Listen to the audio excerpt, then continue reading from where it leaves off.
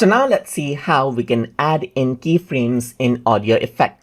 So to do that, first of all, I need to go around under effects right here, and under audio you can see that there's different effects that I can apply. So let me just go around and apply delay over here, and delay effect is here. So now you can see that this is the stopwatch button right here. So you can go around and click on this to show and hide the keyframe as you like.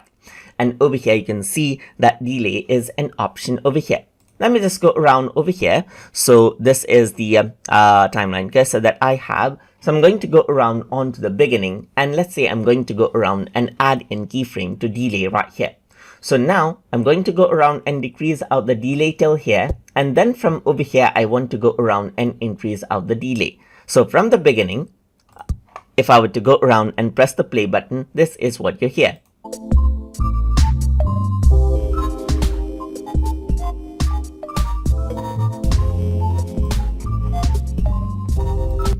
So that is what you have. So if I were to go around and let's say go around over here, I can add a keyframe to the feedback as well. Go around over here and increase out the feedback.